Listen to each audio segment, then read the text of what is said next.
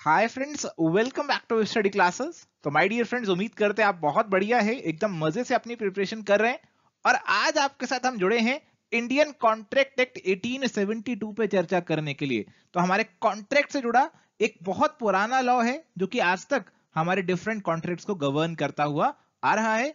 तो आज हम इसका डिस्कशन जो है उसे शुरू करने वाले हैं। इसके जो बेसिक कंसेप्ट है वो जानने वाले हैं, जो कि एग्जामिनेशन पर्सपेक्टिव से आपके लिए काफी इंपॉर्टेंट रहने वाले हैं। तो आइए जी अपने डिस्कशन को स्टार्ट करते हैं। तो माय डियर फ्रेंड्स, कॉन्ट्रैक्ट से जुड़ा हुआ लॉ हमारे इंडिया के अंदर इंडियन कॉन्ट्रैक्ट एक्ट 1872 के अंदर प्रोवाइड किया गया है। ये हमारा जो एक्ट है बहुत पुराना है। 1 सितंबर 1872 को इस एक्ट को पास किया गया था। ये सारे इंडिया को प्रेजेंटली अप्लाई करता है। पहले ये एक्ट जम्मू कश्मीर पे अप्लाई नहीं करता था, बट जैसा कि आप सभी जानते हैं कि आर्टिकल 370 अब खत्म कर दिया है, तो अब जम्मू कश्मीर पे भी ये अप्लाई करेगा। एक एग्जॉस्टिव लॉ ये नहीं है। क्यों नहीं है? क्योंकि कुछ चीजें ऐसी हैं जो कि इसके अंदर कवर अप नहीं हो रही। जैसे पार्टनरशिप के लिए अलग से लॉ बना हुआ है, सेल ऑफ गुड्स के लिए, नेगोशिएबल इंस्ट्रूमेंट्स के लिए अलग से एक्ट, अलग से लॉ बने हुए हैं। तो सारी चीजें इसके अंदर नहीं है, इसीलिए ये एक एग्जॉस्टिव लॉ नहीं है। ये जनरली डील करता है हमारे जनरल प्रिंसिपल्स और रूल्स जो कि हमारे कॉन्ट्रैक्ट्स को गवर्न करेंगे। स्पेशल जो हमारे अलग अलग टाइप्स के डिफरेंट कॉन्ट्रैक्ट्स हैं वो पूरे तरीके से इसके अंदर कवर नहीं होते। जनरल कॉन्ट्रैक्ट से जुड़ी हुई सारी बातें जो है वो आपको इस एक्ट के अंदर मिल जाएंगी। तो आइए जी सबसे पहले जानते हैं मीनिंग ऑफ कॉन्ट्रैक्ट, कि हमारे जो कॉन्ट्रैक्ट है उसका क्या मीनिंग होता है। तो हमारे कॉन्ट्रैक्ट लॉ में बताया कि कॉन्ट्रैक्ट हमारे पास है एग्रीमेंट इन्फोर्सेबल बाय लॉ। तो दो चीजें आती हैं इसके अंदर, एक तो आपका एग्रीमेंट होना चाहिए और दूसरा वो लीगली इन्फोर्सेबल होना चाहिए। तो agreement plus enforceability by law is refer to as the contract. अब यहां पे सवाल उठता है कि सर एग्रीमेंट का क्या मतलब है। देखो, एग्रीमेंट का मतलब बताया, every promise and every set of promises forming the consideration for each other is an agreement। तो जो भी आप एक दूसरे से प्रॉमिस कर रहे हैं, मैं आपसे कोई प्रॉमिस कर रहा हूं और उसके बदले आप मुझे कुछ कंसिडरेशन दे रहे हैं, so this would become an agreement. और अगर ये एग्रीमेंट लीगली इन्फोर्सेबल है, then it would become a contract. तो जैसे मैं आपसे प्रॉमिस करता हूं कि मैं आपको पढ़ाऊंगा और आप मुझे प्रॉमिस करते हैं कि आप मुझे पेमेंट करेंगे, तो यहां पे क्या हो गया, एक एग्रीमेंट हो गया। और ये एग्रीमेंट अगर लीगली इन्फोर्सेबल हम बना लेते हैं तो ये कॉन्ट्रैक्ट बन जाएगा। अब सवाल उठता है कि हमारे पास प्रॉमिस का क्या मतलब होता है। प्रॉमिस का भी मतलब यहां पे बताया गया, proposal when accepted becomes a promise. तो मैं आपको प्रपोजल देता हूं कि मैं तुम्हें कोचिंग पढ़ाऊंगा और आप इस प्रपोजल को एक्सेप्ट कर लेते हो, तो ये क्या बन गया, ये प्रॉमिस बन जाएगा। चलिए, तो माय डियर फ्रेंड्स यहां पे बात करते हैं scope of the contract law की। तो हमारे कॉन्ट्रैक्ट लॉ की अगर हम स्कोप की बात करें तो बताया गया कि हमारा जो कॉन्ट्रैक्ट लॉ है केवल उन्हीं ऑब्लिगेशन से डील करता है जो कि एग्रीमेंट से रिजल्ट करी हैं। कुछ हमारी ऐसी ऑब्लिगेशन हो सकती हैं जो कि एग्रीमेंट से रिजल्ट नहीं करी और वो हमारी कॉन्ट्रैक्ट लॉ का पार्ट नहीं बनेंगी। तो कॉन्ट्रैक्ट बनने के लिए एक एग्रीमेंट होना चाहिए और उसके अंदर लीगल ऑब्लिगेशन होनी चाहिए। तो अगर मैं आपसे एग्जांपल लूं एक केस का जहां पे आपका एग्रीमेंट भी है और लीगल ऑब्लिगेशन भी है, तो जैसे मैं आपसे वादा करता हूं कि मैं आपको जो अपनी कार है वो 2 लाख रुपए में बेच दूंगा, और आप मुझसे वादा करते हैं कि सर हम आपको 2 लाख रुपए देंगे और आपकी कार आपसे खरीद लेंगे। तो यहां पे हमने एग्रीमेंट किया और हमारी इंटेंशन है इस एग्रीमेंट को पूरा करने की। अपनी लीगल ऑब्लिगेशन यहां पे अराइज हो जाती है। आप ऑब्लिगेटेड हैं कि आप मुझे 2 लाख रुपए देंगे, मैं ऑब्लिगेटेड हूं कि मैं आपको कार प्रोवाइड करूंगा। So there is an agreement and there is a legal obligation, so this would come under the scope of the contract law. But इसके अलावा कुछ ऐसे केसेस हो सकते हैं जहां पे हमारा एग्रीमेंट नहीं होगा या फिर हमारी इंटेंशन नहीं होगी लीगल ऑब्लिगेशन क्रिएट करने की।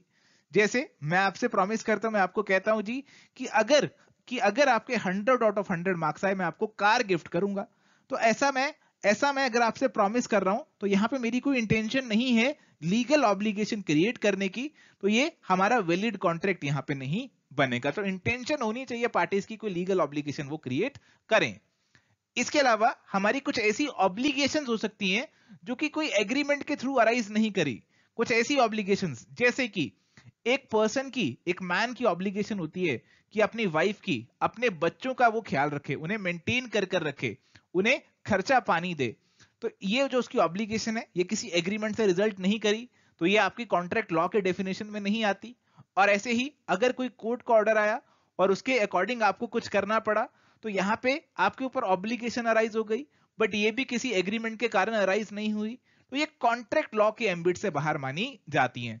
वैसे ये ऑब्लिगेशंस आपकी बन जाएंगी, but they would be outside the scope of the contract law. Contract law में केवल वही ऑब्लिगेशंस आएंगी जिसमें एग्रीमेंट होगा और पार्टीज की लीगल इंटेंशन भी होगी। तो यही चीज आपको यहां पे समझानी थी। चलिए, तो अब बात करते हैं essentials of a valid contract की। हमारे पास किसी वैलिड कॉन्ट्रैक्ट के क्या एसेंशियल फीचर्स होने वाले हैं। तो हमारे पास सेक्शन 10 जो कॉन्ट्रैक्ट एक्ट का है वो बताता है कि ऑल एग्रीमेंट्स आर कॉन्ट्रैक्ट्स, कि सभी एग्रीमेंट्स आपके कॉन्ट्रैक्ट्स हैं अगर अगर बताया जी क्या कंडीशंस पूरी होनी चाहिए, if they are made by the free consent of the parties. तो जो पार्टीज हैं उनकी कंसेंट फ्री होनी चाहिए, जबरदस्ती कंसेंट नहीं होनी चाहिए। अगर मैं आपसे जबरदस्ती कंसेंट ले लेता हूं, मैं आपको कहता हूं कि मैं आपको कोचिंग पढ़ाऊंगा और उसके बदले आपसे ढेर सारे पैसे ले लेता हूं, जबरदस्ती बंदूक दिखाकर आपसे कंसेंट ले लेता हूं, so this is not a free consent. All agreements are contracts if they are made by the free consent of the parties competent to contract। तो पार्टीज जो है कॉन्ट्रैक्ट करने के लिए कॉम्पिटेंट होनी चाहिए। अगर आप 18 साल के नहीं हैं फिर आप कॉम्पिटेंट नहीं होंगे। अगर आप पागल हैं, अगर साउंड माइंड के नहीं हैं, तो फिर भी आप कॉम्पिटेंट नहीं होंगे। For a lawful consideration and with a lawful object, हमारी कंसिडरेशन और हमारा जो ऑब्जेक्ट है वो भी यहाँ पे लीगल होना चाहिए। हम चोरी डकैती का कॉन्ट्रैक्ट यहाँ पे नहीं कर सकते। और साथ ही कुछ एग्रीमेंट्स ऐसे हैं जो कि हमारे कॉन्ट्रैक्ट लॉ में उनको स्पेसिफिकली वॉइड डिक्लेयर कर दिया, वो भी हमारे यहाँ पे वैलिड कॉन्ट्रैक्ट नहीं माने जाएंगे। तो हमारे वैलिड कॉन्ट्रैक्ट के क्या एसेंशियल फीचर्स निकलते हैं as per section 10 of the Indian contract act. Agreement होना चाहिए, फ्री कंसेंट होनी चाहिए, पार्टीज कॉम्पिटेंट होनी चाहिए, कंसिडरेशन और ऑब्जेक्ट दोनों लीगल लॉफुल होने चाहिए, और वो आपके एग्रीमेंट्स हमारे लॉ में एक्सप्रेसली वॉइड डिक्लेयर ना किए गए हो। इसके अलावा कुछ और भी एसेंशियल कंडीशंस हैं हमारे कॉन्ट्रैक्ट से जुड़ी हुई, जैसे कि दो पार्टीज होनी चाहिए, उनकी इंटेंशन होनी चाहिए कि लीगल रिलेशनशिप क्रिएट हो, लीगल फॉर्मेलिटीज जो रिक्वायर्ड है वो पूरी हो गई हो, कॉन्ट्रैक्ट का मीनिंग सर्टेन हो, और उसकी परफॉर्मेंस जो है वो पॉसिबल होनी चाहिए। तो जैसे अगर हम बात करें इन सभी एसेंशियल फीचर्स की, तो सबसे पहला था कि दो पार्टीज होनी चाहिए। कोई भी ऐसा नहीं हो सकता कि एक पर्सन खुद से कॉन्ट्रैक्ट कर ले, हमेशा दो पार्टीज का होना जरूरी है। Intention of legal relation, parties की इंटेंशन होनी चाहिए कि एक दूसरे को लीगल रिलेशन में यहां पे बांट दे। जो हमारे सोशल और डोमेस्टिक टाइप ऑफ एग्रीमेंट्स होते हैं उसके अंदर हमारी कोई लीगल जो है इंटेंशन नहीं होती। मैं आपको खाने पे बुलाता हूं, आप कहते हैं जी खाने पे आएंगे, बट अगर आप खाने पे नहीं आते तो मेरी कोई लीगल इंटेंशन नहीं है, मैं आपको कोर्ट में लेकर नहीं जाऊंगा, इसीलिए ये हमारे कॉन्ट्रैक्ट नहीं माने जाते। इसके बाद है लीगल फॉर्मेलिटीज, अगर कोई लीगल फॉर्मेलिटीज रिक्वायर्ड है वो भी पूरी होनी चाहिए। जैसे हमारे जो इंश्योरेंस के कॉन्ट्रैक्ट है उनके लिए रिक्वायर्ड है कि वो रिटन मैनर में होने चाहिए, तो अगर वो रिटन में नहीं है so it will not be a valid contract. ऐसे ही अगर आप कोई इमूवेबल प्रॉपर्टी खरीदते हैं तो आपको उसकी रिटन में रजिस्ट्री करानी पड़ती है, उसे रजिस्टर भी करवाना पड़ता है। तो अगर आप ये ऑब्लिगेशन पूरी नहीं करते then it would be an invalid contract, तो वो वैलिड नहीं माना जाएगा। इसके बाद है सर्टेनिटी ऑफ द मीनिंग, आपके कॉन्ट्रैक्ट का जो भी सब्सटेंस है, जिस चीज का कॉन्ट्रैक्ट कर रहे हो उसका मीनिंग सर्टेन होना चाहिए।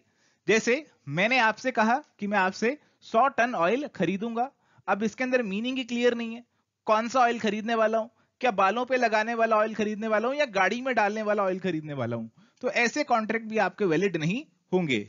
और साथ ही साथ the contract should have the possibility of the performance, ऐसा नहीं होना चाहिए कि मैं आपसे कॉन्ट्रैक्ट कर रहा हूं कि मैं आपको खजाना ढूंढ के दिखाऊंगा जादू से, ये कॉन्ट्रैक्ट आपका पॉसिबल ही नहीं है। मैं आपसे कॉन्ट्रैक्ट कर रहा हूं मैं आसमान से तारे तोड़कर ले आऊंगा, तो ये भी पॉसिबल ही नहीं है, so they are also not valid contract. इसके बाद बात आती है जी कैपेसिटी ऑफ दी पार्टीज की। Section 11 of the Indian contract हमें बताता है कि पार्टीज हमारी कॉम्पिटेंट टू कॉन्ट्रैक्ट कब मानी जाएंगी। पहले बताया जी if they are of the age of the majority, यानी कि 18 साल या उससे ऊपर उनकी उम्र होनी चाहिए। जिन लोगों की उम्र 18 साल से कम है वो भी बच्चे हैं, उन्हें माइनर माना जाता है और वो कॉन्ट्रैक्ट नहीं कर सकते। और अगला पॉइंट बताया जी party should be of the sound mind, तो जिनके साथ आप कॉन्ट्रैक्ट कर रहे हो वो साउंड माइंड के होने चाहिए, वो पागल नहीं होने चाहिए, ल्यूनेटिक नहीं होने चाहिए, इडियट नहीं होने चाहिए, और साथ ही ड्रंकन पर्सन, पिए हुए पर्सन को जिसने पी रखी है, जो शराब पीते हैं ऐसे पर्सन अगर शराब के नशे में है तब उन्हें भी अनसाउंड माइंड का कहा गया है। अगर शराब पीते हैं बट उस समय उन्होंने नहीं पी रखी तो उस समय उन्हें साउंड माइंड का माना जाएगा, बट अगर पी रखी है तो वो अनसाउंड माइंड के माने जाएंगे। तो साउंड माइंड का होना जरूरी है, अपने होशो हवास में होना जरूरी है कॉन्ट्रैक्ट करने के लिए। और इसके अलावा बोला जी, they should not be otherwise disqualified from contracting by any law. जैसे हमारे लॉ में लिखा जी कि एलियन एनिमी है, जैसे अगर इंडिया के पाकिस्तान से लड़ाई हो जाए तो पाकिस्तान के जो लोग हैं वो हमारे एलियन एनिमी बन जाएंगे, उनके साथ आप कॉन्ट्रैक्ट नहीं कर सकते। फॉरेन सॉवरेन्स हैं, बाहर के कोई कन्विक्ट हैं, तो यहां इनके साथ जो है आप कॉन्ट्रैक्ट नहीं कर सकते। अगर करना है तो कुछ फॉर्मेलिटीज को पूरा करना पड़ेगा, अदरवाइज आप इनके साथ कॉन्ट्रैक्ट नहीं कर सकते। अगर आप ऐसे लोगों के साथ कॉन्ट्रैक्ट करते हैं जो कि मेजर नहीं है, अनसाउंड माइंड के हैं, डिसक्वालिफाइड बाय लॉ हैं, तो ऐसे कॉन्ट्रैक्ट आपके वॉइड माने जाएंगे। तो प्यारे दोस्तों, आगे बढ़ने से पहले आपके साथ डिस्कस करते हैं यहां पे कुछ केसेस जो कि पार्टीज की कॉम्पिटेंसी से जुड़े हुए हैं। तो पहला केस हमारे पास है, a patient in an asylum who is eight intervals of sound mind make contract during those intervals. आप बताइए ये स्टेटमेंट सही है या गलत है कि एक पेशेंट है पागल खाने में और कुछ समय तक वो सही रहता है और फिर वो पागल हो जाता है, तो जितना समय वो सही होता है क्या उस समय वो कॉन्ट्रैक्ट कर सकता है? हाँ बिल्कुल कर सकता है, जिस समय वो सही है वो कॉन्ट्रैक्ट कर सकता है। और आगे कहा गया, a sane man who is delirious from fever or who is so drunk that he cannot understand the terms of the contract cannot contract while such deliriousness or drunkenness last। तो एक normal बंदा है but उसने बहुत ज्यादा P लिया और अब उसको कॉन्ट्रैक्ट की टर्म समझ में नहीं आ सकती, तो उस समय वो कॉन्ट्रैक्ट नहीं कर सकता, ऐसी बात लिखी है। क्या ये बात सही है? जी सर, बिल्कुल ये बात भी आपकी सही है। तो जब इतना ज्यादा नशे में है कि उसको समझ में नहीं आएगा तो फिर वो कॉम्पिटेंट नहीं होगा कॉन्ट्रैक्ट में एंटर करने के लिए। आगे स्टेटमेंट दी, contract with an idiot is always void but a contract with lunatic may be valid during some times. अब ये स्टेटमेंट को देखकर बताइए कि सही है या गलत है। क्या आपको इडियट और ल्यूनेटिक के बीच में डिफरेंस पता है या नहीं पता? सर देखो, जो हमारे पास ल्यूनेटिक होता है, जो ल्यूनेटिक होता है वो यहां पे कुछ समय ठीक रहता है, हर समय पागल नहीं रहता, कभी कभी पागल पड़ता है, बस उसे पागलपन के दौरे पड़ते हैं और उसी समय वो पागल रहता है। बट जो हमारे पास इडियट होता है वो होपलेसली मैड होता है, उसका कोई ल्यूसिड इंटरवल नहीं होता, कोई ऐसा समय नहीं होता जहां पे वो ठीक हो और कॉन्ट्रैक्ट कर सके। तो इसीलिए अगर आप इडियट के साथ कोई भी कॉन्ट्रैक्ट कर रहे हैं वो हमेशा वॉइड रहेगा, बट ल्यूनेटिक के साथ जो आप कॉन्ट्रैक्ट कर रहे हैं वो वैलिड होगा ये वॉइड या वॉइड, ये डिपेंड करेगा कि आप किस समय उस कॉन्ट्रैक्ट में एंटर कर रहे हैं। जब वो ल्यूनेटिक साउंड माइंड का है, जिस समय वो ठीक है, तब आप कॉन्ट्रैक्ट करते हैं तो वो वैलिड होगा, बट अगर वो अनसाउंड माइंड का है, जिस समय वो पागल है, उस समय आप कॉन्ट्रैक्ट करते हैं तो वो वैलिड नहीं माना जाएगा। आइए कुछ और केसेस डिस्कस करते हैं।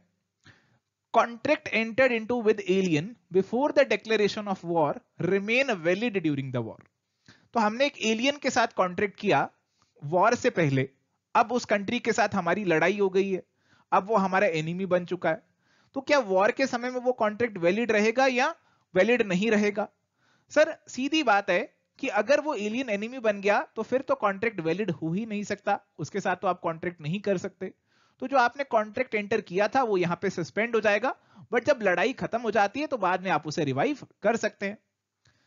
अगला केस है, foreign sovereigns and ambassadors can not be sued in Indian courts. तो जो फॉरेन सॉवरेन्स और एम्बेसडर्स हैं आप उन्हें इंडिया के कोर्ट में स्यू नहीं कर सकते। हाँ बिल्कुल सही बताया, क्योंकि उनको कुछ स्पेशल प्रिविलेजेस मिलते हैं और इन्हीं स्पेशल प्रिविलेजेस के चलते ही हमने आपको बताया था कि यहां पे ये कॉन्ट्रैक्ट्स में एंटर नहीं करते। Competency rights of convicts to make a contract or sue is only suspended during sentence and not lost। तो हमने आपको कहा कि कोई कन्विक्ट है तो वो भी कॉम्पिटेंट नहीं है, तो बात बोली गई कि केवल जब वो जेल में है, जिस समय वो कन्विक्टेड चल रहा है, उस समय के दौरान ही उसके जो राइट्स हैं कॉन्ट्रैक्ट को एंटर करने के, कॉम्पिटेंसी जो राइट्स हैं उसके, वो सस्पेंडेड रहते हैं। जब उसकी सेंटेंस खत्म हो जाती है तो फिर वो दोबारा से कॉन्ट्रैक्ट में एंटर कर सकता है, ऐसी बात लिखी हुई है। तो सर बिल्कुल सही बात लिखी हुई है, जब तक तो जेल में है तब तक वो नहीं कर सकता, तब तक वो कन्विक्ट है। जब उसने अपनी टर्म पूरी कर ली, वो आजाद हो गया, उसके बाद वो वापस से कॉम्पिटेंट है, कॉन्ट्रैक्ट में एंटर कर सकता है। इसके बाद आया insolvent cannot enter into contract relating to his property even after court passes order of discharge।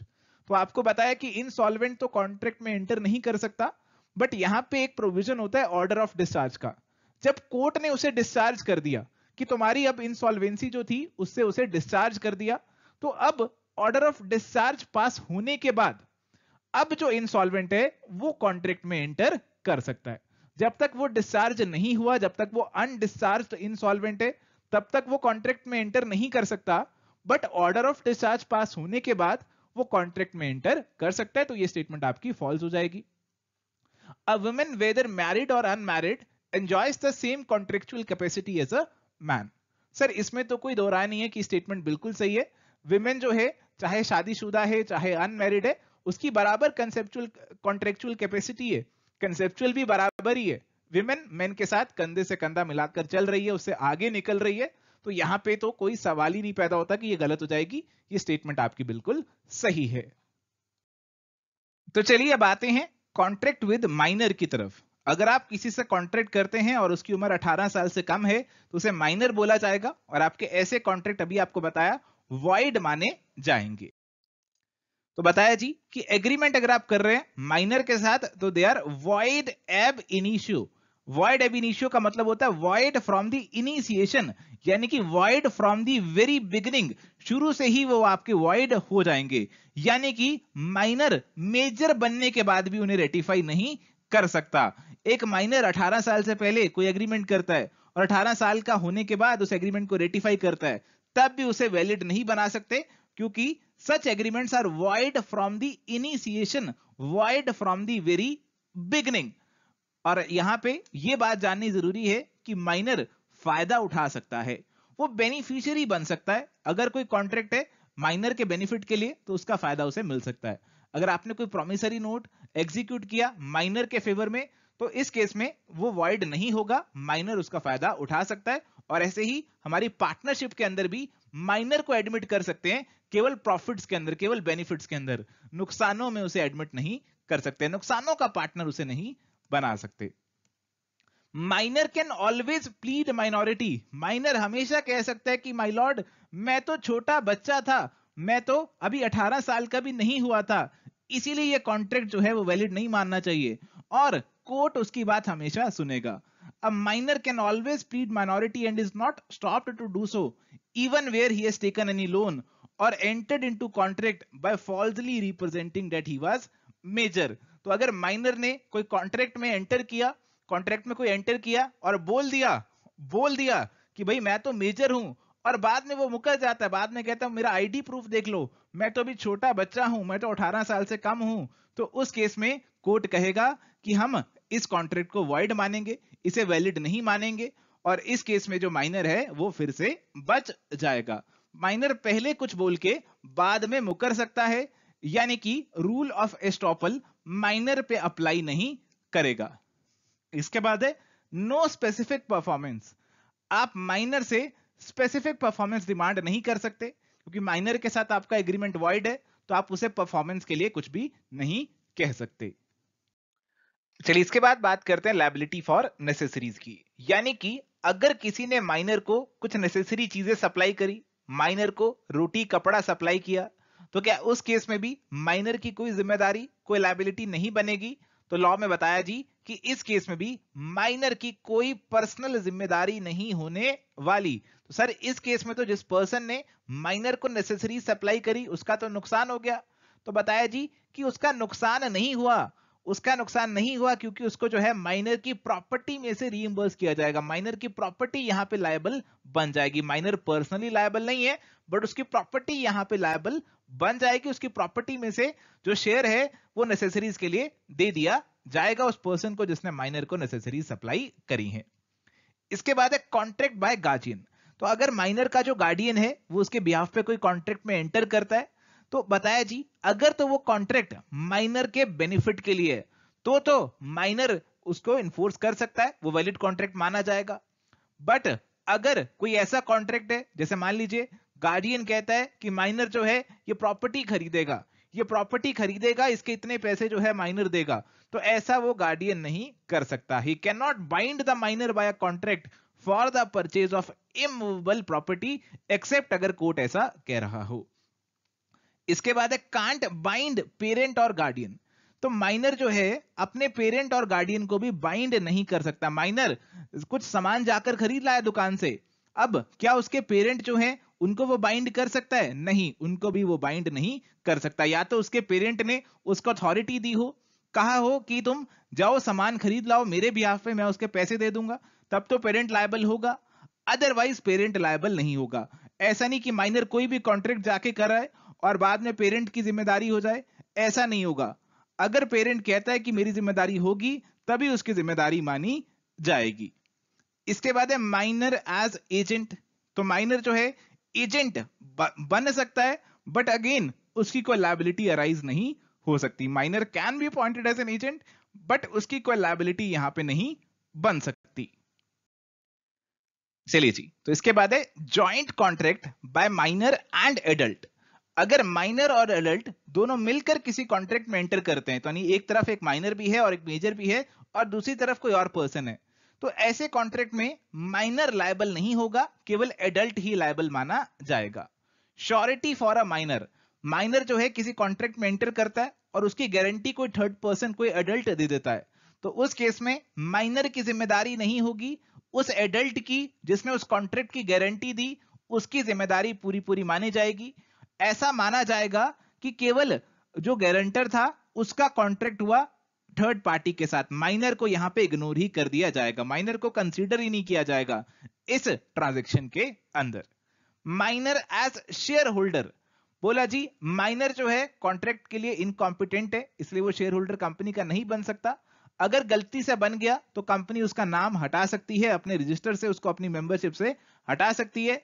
But यहां पे बोला गया कि माइनर जो है अपने गार्डियन के थ्रू शेयर होल्डर बन सकता है। अगर गार्डियन ऐसे शेयर्स जिन पे सारे पैसे ऑलरेडी पे कर दिए हों और कोई लायबिलिटी पेंडिंग ना हो, ऐसे शेयर वो माइनर को ट्रांसफर कर सकता है। आपके जो गार्डियन है वो फुली पेड शेयर्स जो है वो माइनर को ट्रांसफर कर सकते हैं। पार्टली पेड शेयर्स ट्रांसफर नहीं कर पाएंगे क्योंकि उसमें लायबिलिटी होती है और फिर दिक्कत आ जाएगी। इसके बाद है लायबिलिटी फॉर टॉर्ट्स। तो माइनर को सुधारने के लिए एक प्रोविजन डाला कि ऐसा नहीं है कि माइनर कुछ भी गड़बड़ करके आ जाए, कोई भी सिविल रॉन्ग कर दे और बाद में कहे कि मैं तो माइनर हूं। अगर उसने कोई ऐसी गड़बड़ करी, ऐसी गलती करी जिससे सामने वाले को कोई नुकसान हो गया, तो इसे टॉर्ट बोला जाता है। जैसे माइनर ने एक हॉर्स जो था वो राइडिंग के लिए बोरो किया और बाद में उसने वो हॉर्स जो था अपने दोस्त को दे दिया और उसके दोस्त ने उसका बहुत ही गलत इस्तेमाल किया और उस हॉर्स की जो है वो डेथ हो गई, तो इस केस में माइनर को यहां पे लायबल बनाया गया। अगर माइनर ने कोई गड़बड़ घोटाला करके सामने वाले को नुकसान पहुंचा दिया तो इस केस में फिर माइनर की लायबिलिटी मानी जाएगी। जब भी हम माइनर के साथ कॉन्ट्रैक्ट्स की चर्चा करते हैं तो यहां पे एक बहुत इंपॉर्टेंट केस लॉ हमारे पास आता है, मोहिरी बीबी वर्सेस धर्मोदास घोष। तो इस केस में बताया जी कि हमारे जो माइनर के साथ एग्रीमेंट है वो वॉइड होते हैं और एग्जांपल भी दिया कि माइनर ने 20,000 बोरो किए और उसके बदले में एक मॉर्टगेज जो थी वो यहां पे दी गई, यानी कि कुछ गिरवी रखा गया और बाद में माइनर ने वो पैसे नहीं दिए और कोर्ट में केस किया, तो कोर्ट ने उस मॉर्टगेज जो था उसको वॉइड डिक्लेयर किया कि माइनर जो है वो मॉर्टगेज वगैरह के कॉन्ट्रैक्ट में एंटर नहीं कर सकता और इसीलिए सामने वाला पर्सन जो है वो माइनर से पैसे रिकवर नहीं कर सकता था। तो एक बहुत इंपॉर्टेंट केस है, इसका नाम आपको पता होना चाहिए। तो प्यारे दोस्तों, आगे बढ़ने से पहले आपके साथ डिस्कस करते हैं कुछ केसेस और जानते हैं कि आपको कितना समझ में आया है। तो यहां पे हमारे पास एक केस दिया है कि एक्स एक माइनर है जो कि 10,000 रुपीज बोरो करता है वाई से और उसके लिए प्रॉमिसरी नोट एग्जीक्यूट करता है वाई के फेवर में, और मेजॉरिटी अटेन करने पे एक्स जो है वो एक फ्रेश प्रॉमिसरी नोट एग्जीक्यूट करता है in settlement of the first note in favour of Y for rupees 10,000। Can Y bring a suit on the second promissory note? बताइए। तो बहुत सीधा केस है कि एक माइनर ने 10,000 रुपए बोरो किए थे और उसके बदले प्रॉमिसरी नोट दे दिया, वाई को दे दिया। अब वाई जानता है कि माइनर के साथ जो आपका एग्रीमेंट है वो तो वाइड है, और जब मेजॉरिटी अटेन कर लेता है एक्स तो वाई उससे एक फ्रेश प्रॉमिसरी नोट लिखवा लेता है 10,000 रुपए का। अब वाई जो है वो जो फ्रेश सेकंड प्रॉमिसरी नोट है, क्या उसको लेकर केस फाइल कर सकता है या नहीं कर सकता, ये आपको बताना है। सर पहला वाला प्रॉमिसरी नोट हम सभी जानते हैं वॉइड है, बट सेकंड वाला जो हमारा प्रॉमिसरी नोट बना है क्या वो वैलिड होगा या नहीं होगा, ये आपको बताना है। सर जो सेकंड वाला प्रॉमिसरी नोट है वो भी आपका वॉइड होगा, क्योंकि यहां पे सेकंड वाले में कोई कंसीडरेशन प्रेजेंट नहीं है। सेकंड वाला प्रॉमिसरी नोट जो है वो ऐसे ही तैयार किया जा रहा है बिना किसी कंसीडरेशन के लिए, और इसीलिए वाई उस पर कोई केस फाइल नहीं कर सकता। अगर कोई फ्रेश कंसीडरेशन होती, अगर वो माइनर को 10,000 रुपए का और लोन दिया गया होता और उसके बदले नया प्रॉमिसरी नोट बनाया जा रहा होता, तो उस केस में तो यहां पे वो नेक्स्ट सेकंड वाला प्रॉमिसरी नोट वैलिड होता, केस फाइल हो जाता। बट यहां पे क्योंकि कोई कंसीडरेशन अलग से दोबारा से प्रेजेंट नहीं है, तो सेकंड वाला प्रॉमिसरी नोट भी आपका वॉइड हो जाएगा और उस पर आप केस फाइल नहीं कर पाएंगे। एक और केस आपसे पूछता हूं मैं। अब ये केस है कि एक्स ने एक फर्दर लोन लिया 10,000 का। एक्स जब मेजर हो गया तब उसने वाई से एक और लोन लिया 10,000 का, और प्रॉमिसरी नोट दिया वाई को बना के 20,000 का। 20,000 का प्रॉमिसरी नोट दिया। अब आप क्या बताइए, क्या एक्स उस पे लायबल होगा या नहीं होगा? जो माइनर है वो उस पे लायबल होगा या नहीं होगा? अब आप मुझे ये बात बताइए। सर देखो यहां पे फर्दर लोन की बात आ गई कि मेजर होने पे हमने एक अलग से लोन ले लिया 10,000 रुपए का, और उसकी हम जो पेमेंट करेंगे वो 20,000 रुपए पेमेंट करेंगे। हाँ, तो लोन लिया है तो उसकी पेमेंट तो करनी ही पड़ेगी, और ज्यादा ही करनी पड़ती है जब आप किसी से लोन लेते हैं, और यहां पे वो पेमेंट आप 20,000 रुपए कर रहे हैं। अब यहां पे ये जो सेकंड केस में हमारे पास ट्रांजैक्शन हो रहा है, दिस इज टोटली वैलिड, ये आपका एक वैलिड कॉन्ट्रैक्ट है, क्योंकि आपके पास कंसीडरेशन प्रेजेंट है। हालांकि आपका लोन 10,000 का है बट आपको चुकाने 20,000 है, बट अगर आप किसी से लोन लेते हैं तो आपको ज्यादा ही चुकाना पड़ता है, तो सेकंड वाला जो कॉन्ट्रैक्ट होगा वो हमारे पास वैलिड माना जाएगा। चलिए, तो माय डियर फ्रेंड्स, एक वैलिड कॉन्ट्रैक्ट में लीगल कंसीडरेशन का होना भी बहुत जरूरी है। तो कंसीडरेशन की जो डेफिनेशन है वो section 2D of the Indian contract act में बता रखी है, और कहा when at the desire of the promisor the promisee or any other person has done or abstained from doing something or promises to do or to abstain from doing something, such act or abstinence or promise is called a consideration for the promise। तो यहां पे जैसे मैं कौन हूं? यहां पे promiser हूं। मैं आपको प्रॉमिस करता हूं कि मैं आपको कोचिंग प्रोवाइड करूंगा, और आप क्या हैं? प्रॉमिसी हैं। आप क्या हैं? प्रॉमिसी हैं। मैंने आपको प्रॉमिस किया है कि मैं आपको कोचिंग प्रोवाइड करूंगा। मैं आपको ये प्रॉमिस कर रहा हूं, और आप मुझे प्रॉमिस कर रहे हैं कि हम आपको कोचिंग के बदले सर फीस देंगे। तो यहां पे ये चीज क्या हो गई? कंसीडरेशन हो गई।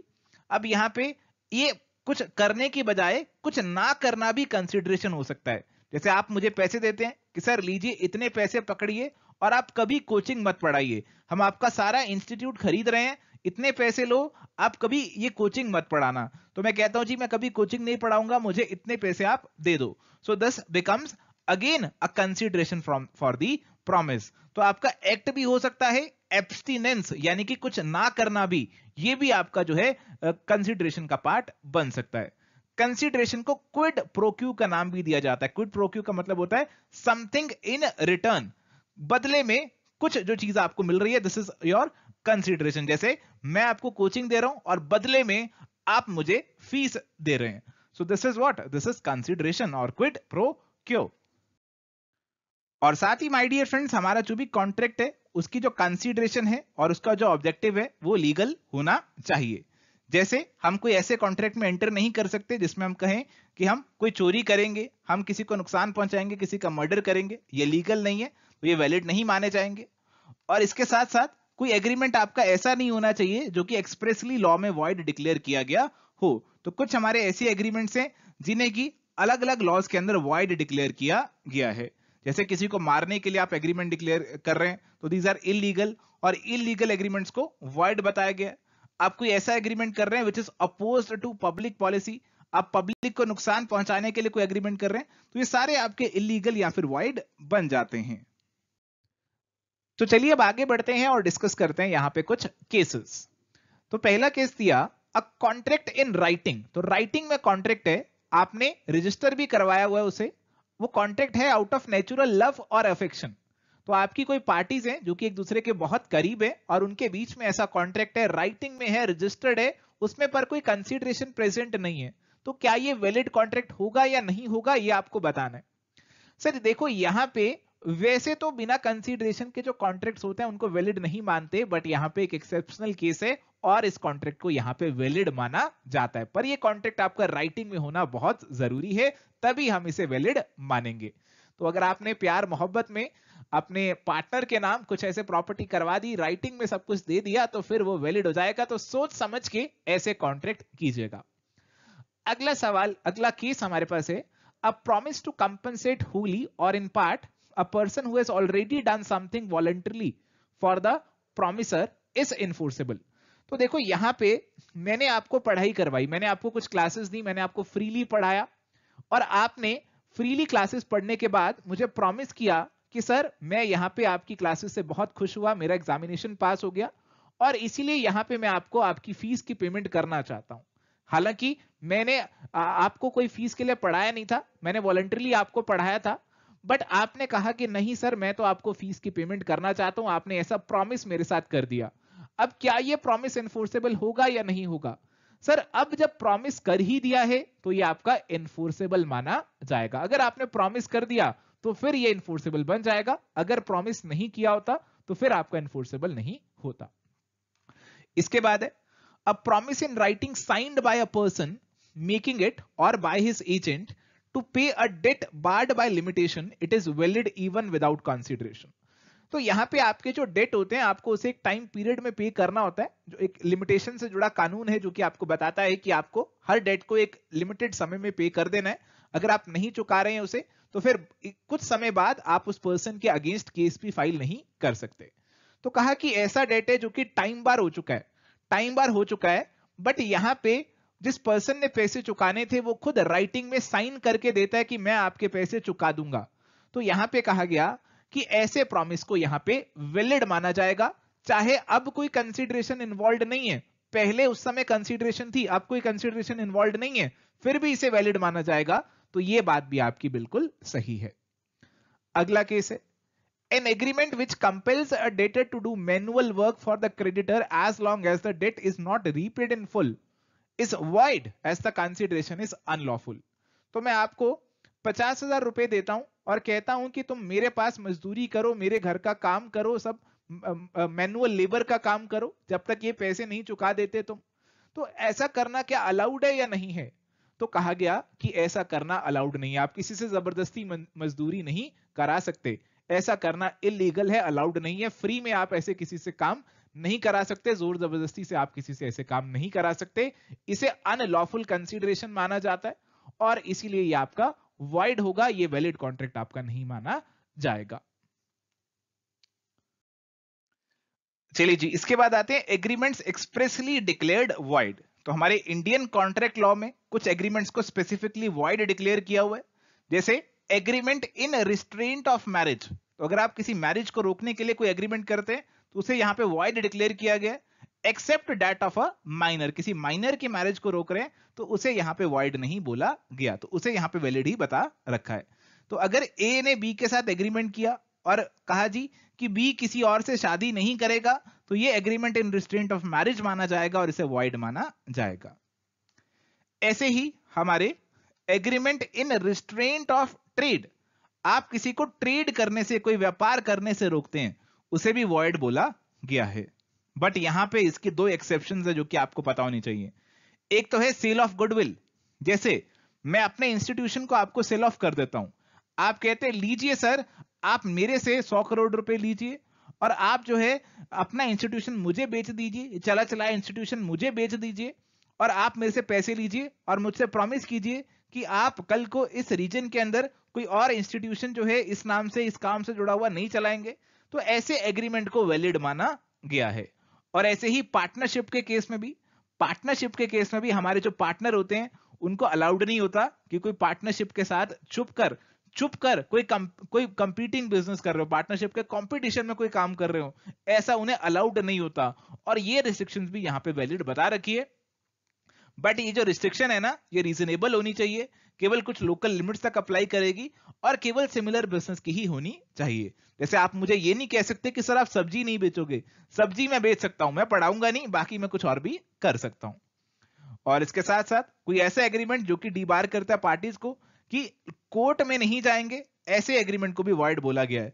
तो मैं आपसे कहता हूं कि लो जी, हम एग्रीमेंट करते हैं कि मैं आपको ये प्रॉपर्टी जो है सेल ऑफ कर दूंगा, बट ये एग्रीमेंट में हम ये लिखेंगे कि अगर ये एग्रीमेंट वायलेट हुआ, पूरा ना हुआ, तो आप कोर्ट में नहीं जा सकते। तो आप कहेंगे भाई ये तो बहुत गलत बात है, कोर्ट में क्यों नहीं जा सकते?